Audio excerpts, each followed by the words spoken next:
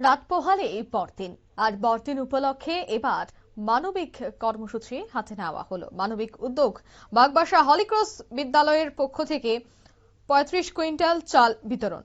বড়দিন বা ক্রিসমাস মানেই আনন্দ ভাগ করে নেওয়া, আর সেই আনন্দকে সাধারণ মানুষের মুখে ফুটিয়ে তুলতেই এই অনন্য মানবিক উদ্যোগ নিল ধর্মনগর মহকুমা বাগবাসা হলিক্রস বিদ্যালয়।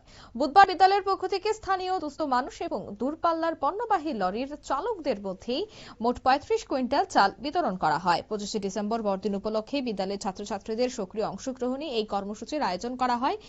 এদিন ত্রিপুরার পণ্য নিয়ে আসা দূরপাল্লার গাড়িগুলিকে জাতীয় সড়কে থামিয়ে প্রত্যেক চালকের হাতে ৫ কেজি করে এই চালের প্যাকেট তুলে দেওয়া হয়। কি বলছেন কর্তৃপক্ষ, শোনাবো।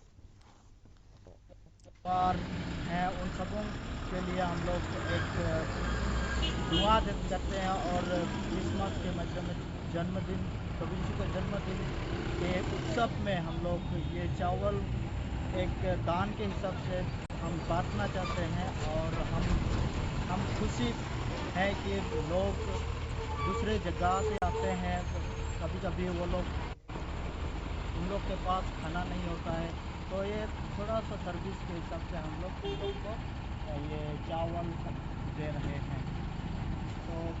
तो we are indeed happy to give this service as a rice to those drivers, truck drivers, those who come from other states and enter to Tripura state. আপনারা শুনলেন বিদ্যালয় কর্তৃপক্ষের বক্তব্য। তারা জানাচ্ছেন যে বড়দিন উপলক্ষে আনন্দ খুশি ভাগ করতেই এই বিতরণ অনুষ্ঠানের আয়োজন করা হয়েছে শ্রমিকদের মধ্যে।